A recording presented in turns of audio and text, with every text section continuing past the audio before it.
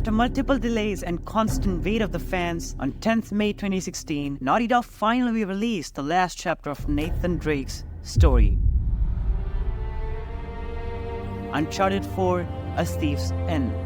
Drake was essentially the biggest ambassador of the PlayStation brand in the later 2000s, a name that is still beloved to this date among the PlayStation fans. The series essentially started in the year 2005, when the development on Uncharted Drake's fortune began. The studio wanted to bring a change in their development process by creating a more humanized game as their next entry, considering their previous games ranged from the epics of Crash Bandicoot to Jak and Daxter, which had their own contributions to the evolution of the gaming industry. But Naughty Dog was looking for something else, a pop sensation that was essentially going to set their stones in the realm of cinematic video games.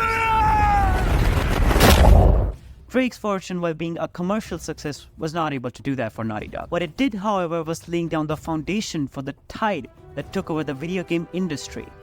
Uncharted 2: Among Thieves. And through multiple reports and revelations made by the developers of these games, it's not difficult to conclude that this was the game that wrote the destiny of the studio as we know it today. Uncharted 2! Uncharted 2! The enormous success of the game enabled Sony to throw more resources into Naughty Dog, and essentially two critical development teams were created. One headed by the writer Amy Hennig to work on the development of Uncharted 3, and the other headed by the Neil Druckmann and Bruce Straley duo to work on the development of either a new IP or work on an already existing franchise, which we all know nurtured into The Last of Us. And all of this golden history surrounding the Uncharted universe led us to the development of Uncharted 4.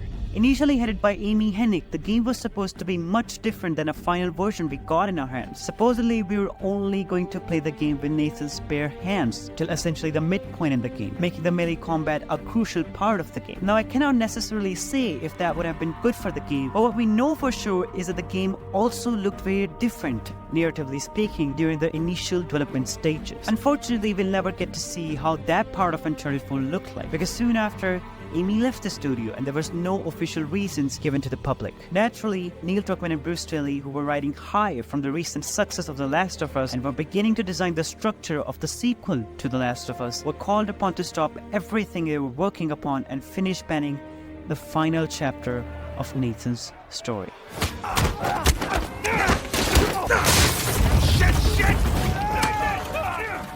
Neil suggested that the game needed a total revamp, both from a narrative and design perspective, which meant that a lot of work was around the corner for the dogs, and it convinced Sony to delay the game 3 times and finally settle on the May 10th date.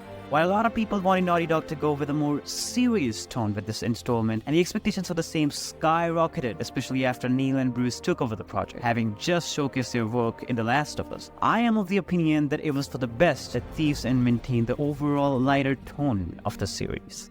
Whoa! Hey, Sully! Look who's back! You see, Uncharted is not a series to do experiments surrounding mature themes as a central and focal point, meaning these games are always designed in a way to deal with humanized factors without taking away from the simplicity of a fun game, or become oversaturated with such themes just to deliver a message. Perfect example of this is in Uncharted 2. The famous train sequence involved intense action set pieces, a fun and exhilarating experience, but a lot of people would argue that it continues to defy the laws of reality, which if the game was to align with, would have ruined the fun part of the entire sequence. So the train sequence needs to butcher the laws of physics so as to be fun for the player and set the overall lighter tone of the game, which is something we all want, right? But a con that comes with the same is that how the theme stops the players from investing in the story of the game in a way that they're unable to ask some questions from themselves totally based upon what is happening on the screen. So if you want to hammer home a message in this game, you negate the fun part in some manner, at least in Uncharted. But that is not to say that these games don't deal with any emotional beats. The hook of the conversation is that the player sitting in the front of the screen while getting his dose of adrenaline also needs to be integrated into a narrative of the game in some fashion. Otherwise, it's not going to have a lasting impact on the audience, and while you'd essentially create an experience only known for visual and technical glory, you'd not get a cult fan base out of that. This is the philosophy that Naughty Dog works with, and a prime example of this would be the sequence that comes almost exactly after this train sequence. After the high action stakes in the gameplay, particularly for a long period of 20-ish minutes, the players get the feeling that they just witnessed something marvelous. But after this very moment, the developers want you to emotionally connect to the characters of this world, so they introduce Tenzin to you, the player. Tenzin? I'm not so good with charades, pal.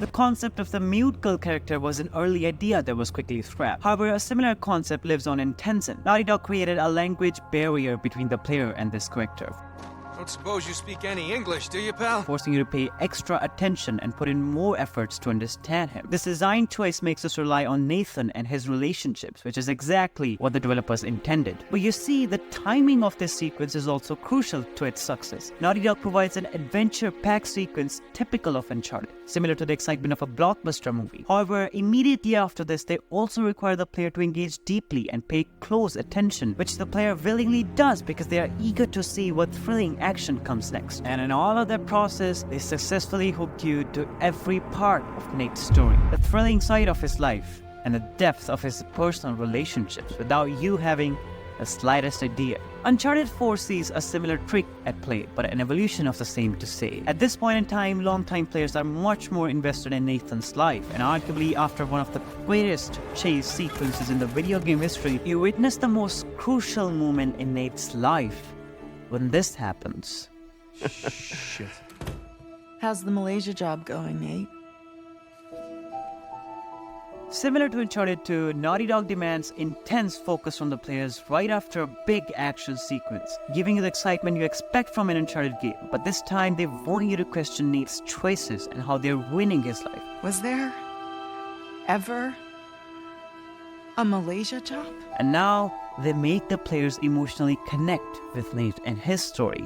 When you see Nathan lying to his wife, disappointing his friends, and breaking long-term bonds, for the first time you start to think maybe really he should have retired and stepped away, since you were introduced to these games for the better pictures. After all, it is essentially a thief's end. But what did Nathan do? If you're done lying to me, then you should stop lying to yourself. Get caught in the evils of obsession. I think that the theme of obsession is a personal favorite of writer Neil Druckmann over at Naughty Dog. It's an overarching theme you see in a lot of his games, and here in Uncharted, a similar game is at play. The effects of Nathan's obsession with adventure and treasure hunting are damaging the most important relationships of his life. Hey, you want to be helpful, Sullivan? Sullivan, who is clearly a father figure to Nate, constantly tries to show the mirror to him, stopping him from making these immature decisions that might have disastrous consequences. He tries to stop our beloved hero to witness a tragic downfall. The years of bond they've had cannot come to an end like this. Sullivan finds it difficult to believe, but still goes on with Nate on his pursuit, maybe with a thought to protect him from making more of these self-sabotaging decisions. But deep down, even he knows that maybe he cannot stop him. Whatever you say. After all, it is Nathan's brother we're talking about, Sam Drake. Nathan is actually putting everything at stake for his brother, at least at some level beneath his impulsive excuses to return to the thrill of adventure. But Sam has an interesting personality, a character that to this date I find a little conflicted in the choices he makes and the intents he carries within himself. On one hand, he's extremely cautious of his little brother and how everything turns out. He does not hold any grudge against Nate for not even trying to find out if his brother was indeed alive all these years. Even young Sam tried to make Nathan happy, sneaking out of the orphanage to show him the 500cc twin-engine bike they've always wanted, or reclaiming their mother's belongings in a touching flashback. One thing is clear.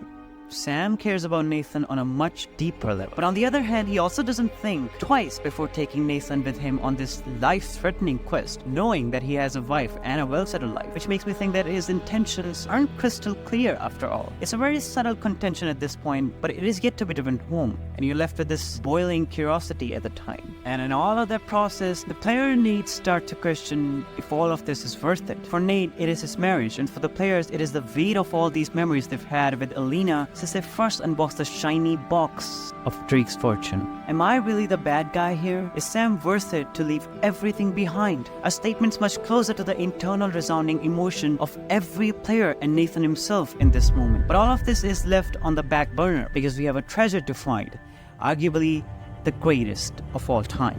What do you see? Hey, is there a path down there? And from here, we witness the beautiful visuals of the pirate utopia.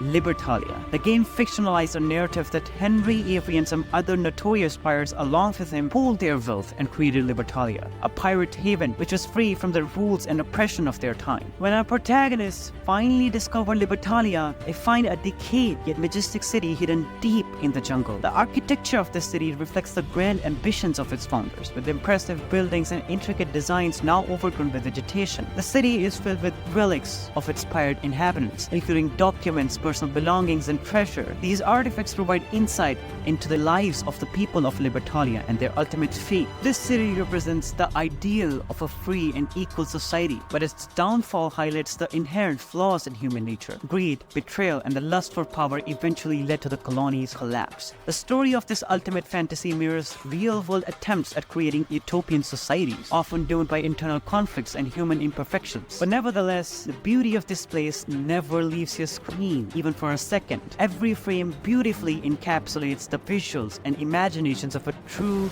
pirate nation and how it probably would have looked like. Now, for a moment in all of this though, Nate questions what he has done, at least not explicitly. With every step of the treasure coming closer to Nate, he finds himself dissociated from reality and from the most important people in his life. This thrill of the adventure keeps escalating to the point where it truly takes the form of self-destruction until you find out the truth. You lied. You lied to your baby brother. Listen, Avery's treasure was ours. It was always ours. I left my life for you.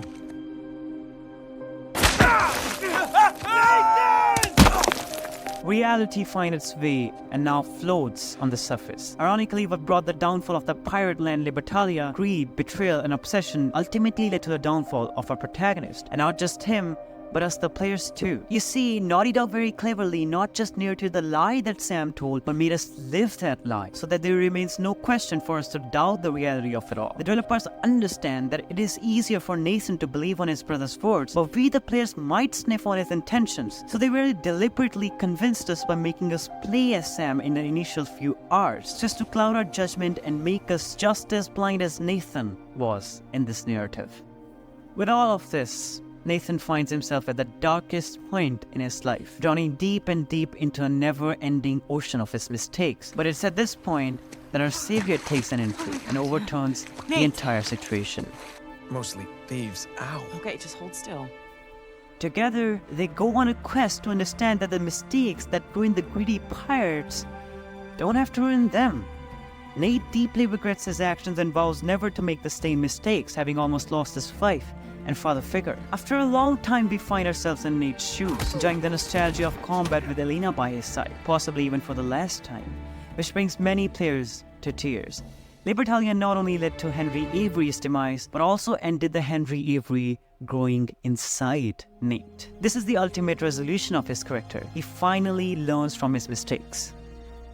Until it all comes back. I'm sorry. Sam! Sam! Nate faces the same choices again. Should I go back to help Sam? What if he dies? Does he really have to be this stubborn? What about Elena? Haven't I been evil enough to her already? This is the internal conflict that resides in Nathan's mind at this point. He's gonna get himself killed. And now, it's time for Elena and Sully to show him the way. Because the truth is, it was never about Elena not understanding the gravity of this quest, but rather, she was never even given a chance to decide on such an important subject that involved her husband. It was lying that was burning their relationship. You lied to me. Had she been given a chance to trust Nathan and to understand his situation, she would have never stopped him in the first place. But he stole that from her, which is what I believe that broke her the most. The only person she ever trusted so much lied to her on a thing she never opposed. And so now, since all of her personal conflicts are dealt with, it's time for one last showdown. Oh, shit! Come on! The visual of the mess we have made strikes her skulls. Everything we're after all this time is here, the greatest treasure of all time. Avery, that was once perpetuating inside Nathan, has now consumed Reef. This is the version of our protagonist had he not stopped at the right time. Nathan knows this and tries to shine a similar light for Reef and pitches that they all get out safely. But this is the fate of greed and lust for power. It becomes all-consuming, and there is no way out of Libertalia for people like Avery and Reef. They fight for their lives and strike their swords in the midst of this burning mess. And at this point, we take the title too seriously. A Thief's End. Is this it for all the memories we've had with our beloved protagonist? Is Naughty Dog really going to kill Nathan and our memories with him? And just when we are crushing our minds with all of these thoughts, Nathan! Sam saves us.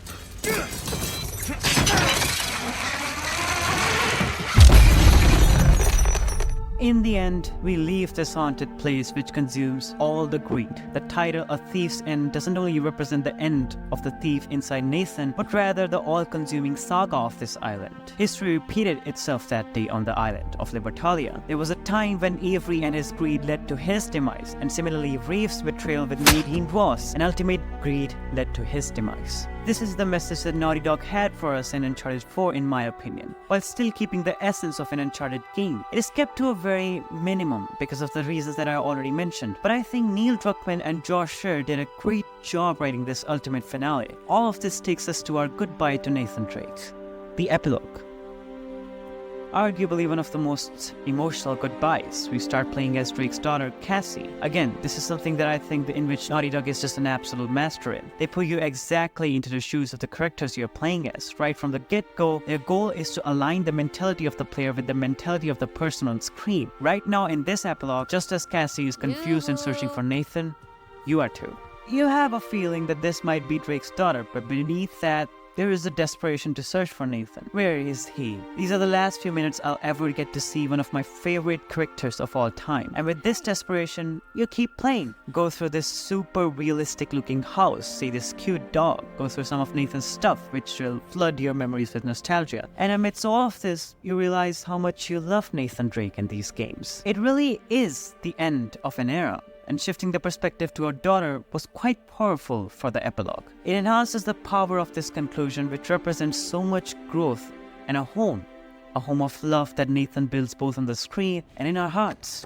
A memorial of some of the best memories we've had along the way. The items in this house, such as Nathan's journal and artifacts from the past adventures, serves as a nostalgic trip for the longtime fans. Each item you interact with and reminds you of the previous games and the journey you've shared with Nathan, and unknowingly shared a bond with him as strong as the design of a video game can simulate. Whether there will be a new Uncharted game in the future or not is a difficult thing for our judgment. But almost 17 years of this bond of course makes me wish that Naughty Dog visits this franchise in some form in the near future. It doesn't need to be a direct continuation to Drake's story because I believe that it has perfectly come to an end. But it can be something like Uncharted The Lost Legacy because ultimately these games are just so precious to abandon. But I also understand why they wouldn't do it because it's a huge task to undertake with the already ballooning development times of AAA games. And beyond that, Naughty Dog seems to be gearing up to conclude the Last of Us saga at the moment, while also getting ready for the introduction of a new IP, which I'm honestly excited for because Naughty Dog games are really beautiful in a way. They've always tried to strive for something new in the industry, and they've brought a natural evolution to how we see video games, which is something I also talked about in one of my previous videos. In the end, this game doesn't just close Nathan Drake's story, A Thief's End, it says, but it celebrates his legacy and the enduring spirit of adventure. It leaves us with a sense of fulfillment, knowing that while Nathan Drake's adventures have come to an end, the impact of his journey will stay with us forever. Thank you for watching this video till the end and giving me your time. These things really take a huge amount of my time and thought to make, and I've recently started doing these commentaries on these games that I love so dearly. But Uncharted really wasn't a game that I wanted to talk about just yet, because in some manner, I wasn't really sure if I'd be able to do justice to one of my favorite games of all time, which I hope I did. But the success of my past few videos really motivated me to take on this huge task. So I just wanted to take a moment to thank the small number of the viewers that I have for this. And if you're new to the channel, I hope you come along with us on this journey to discuss some of the most important aspects in our favorite video games.